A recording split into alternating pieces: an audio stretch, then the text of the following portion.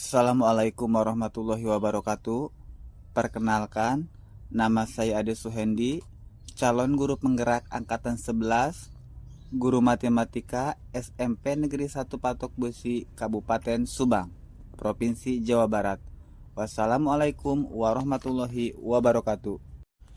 Di sini saya akan memaparkan koneksi antara materi modul 1.1, kesimpulan dan refleksi pemikiran Ki Hajar Dewantara. Pengajaran dan pendidikan. Pengajaran merupakan bagian dari proses pendidikan, di mana pengajaran terjadi interaksi antara guru dengan murid di satuan pendidikan atau sekolah, dengan memberikan ilmu untuk kecakapan murid baik secara lahir maupun batin, dan menekankan pada pembentukan karakter murid. Sedangkan pendidikan yaitu memberi tuntunan terhadap segala kekuatan kodrat yang dimiliki anak agar mampu mencapai keselamatan dan kebahagiaan setinggi-tingginya, baik sebagai manusia ataupun anggota masyarakat, dan memberikan ruang kepada murid untuk mengeksplor semua kreativitas, keterampilan, dan potensi yang dimiliki oleh setiap murid di lingkungan sekolah. Apa yang Anda ketahui tentang murid dan pembelajaran di kelas sebelum mempelajari modul 1.1? Sebelum mempelajari modul 1.1 ini, pembelajaran yang saya lakukan sebagai berikut. Yang pertama, hanya terfokus kepada penyampaian materi saja kepada murid, tidak memperdulikan paham atau tidak. Yang kedua, kentuntasan materi menjadi prioritas utama dibandingkan karakteristik murid. Yang ketiga, nilai kognitif murid menjadi acuan setelah pelaksanaan ulangan harian, ulangan semester, ataupun praktik. Yang keempat, murid hanya sebagai objek dalam proses pembelajaran. Yang kelima, pembelajaran hanya berpusat pada murid saja atau teacher center.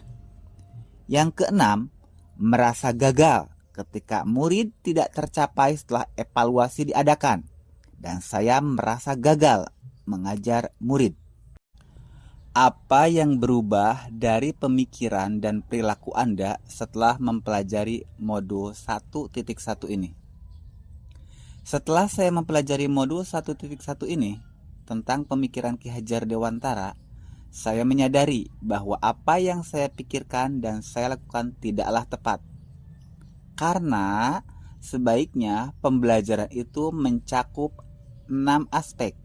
Yang pertama, afektif, kedua, kognitif, ketiga, psikomotor, keempat, spiritual, kelima, sosial, dan yang keenam, budaya.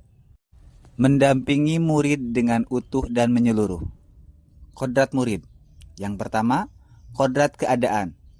Kodrat keadaan mencakup kodrat alam dan kodrat zaman, di mana secara langsung perubahan yang akan dialami oleh murid. Kedua, kodrat alam. Tempat atau lingkungan di mana seorang murid tinggal, sesuai adat istiadat, budaya, ras, agama, dan kultur. Yang ketiga, kodrat zaman. Perubahan dari kurun waktu ke waktu, di mana sistem pembelajaran harus disesuaikan dengan kebutuhan dan keadaan zaman. Asas Trikon. Pertama, continue. Guru memberikan pelayanan, bimbingan, pendampingan, dan mengarahkan semua murid secara berkesinambungan yang sesuai dengan apa yang telah direncanakan agar kedepannya lebih baik dan berkualitas. Yang kedua, konvergen. Guru menuntun dan mengarahkan murid untuk belajar yang lebih baik dari semua penjuru dunia tanpa menghilangkan kebudayaan bangsa Indonesia. Yang ketiga, konsentris. Guru menuntun dan mengarahkan murid untuk berpikir lebih terbuka dan kritis terhadap semua kebudayaan yang berada di dunia, dengan tetap berpusat dan menjunjung tinggi kebudayaan Indonesia. Mengenali dan memahami diri sebagai guru. Apa peran saya sebagai guru? Sebagai seorang guru, haruslah memberikan tauladan kepada semua muridnya. Ada pepatah mengatakan, guru digugu dan ditiru. Sehingga saya selaku guru selayaknya menjadi seperti orang tua dan sekolah menjadi rumah kedua untuk semua murid, sehingga akan memberikan pelayanan, bimbingan, pendampingan, dan mengarahkan untuk kenyamanan belajar semua murid. Ingin menjadi guru seperti apa saya? Harapan seorang guru salah satunya adalah ingin menghantarkan semua murid untuk mencapai kehidupan dan pendidikan yang berkualitas di kehidupan yang akan datang. Melalui instansi satuan pendidikan atau sekolah ini, semua murid diberikan pelayanan, bimbingan, dan pendampingan berdasarkan berbagai karakteristik, kultur budaya, status sosial, keterampilan, dan potensi murid agar sesuai dengan apa yang diharapkan dan keberpihakan kepada murid. Mengajar dan mendidik. Menjadi seorang pengajar dan pendidik. Sebagai seorang guru, baiknya melayani dan mentransfer ilmu pengetahuan kepada murid, sesuai dengan potensi murid, dengan kebutuhan dan keberagaman murid yang berada di satuan pendidikan, tanpa memilah satu sama lainnya, agar sesuai dengan apa yang diharapkan dan keberpihakan kepada murid. Selain itu juga, seorang guru sebaiknya memberikan bimbingan dan pendampingan dengan berbagai karakteristik, kultur budaya, sosial budaya, keterampilan untuk menjadikan semua murid mempunyai akhlak mulia, berbudi pekerti baik, dan menjunjung budaya bangsa Indonesia. Jadi, menjadi seorang guru bisa disimpulkan tidak bisa dipisahkan antara menjadi seorang pengajar dan menjadi seorang pendidik, agar menjadi jembatan semua murid untuk berilmu pengetahuan dan berbudi pekerti baik, serta menjunjung nilai budaya bangsa Indonesia di kehidupan yang akan datang. Mendidik dan melatih kecerdasan budi pekerti. Keberagaman murid yang berada di satuan pendidikan atau sekolah mempunyai keunikan tersendiri, karakteristik yang berbeda berdasarkan kodratnya masing-masing yang bisa diolah, diasah, diarahkan, dan dilatih sesuai potensi, minat, dan keterampilan masing-masing.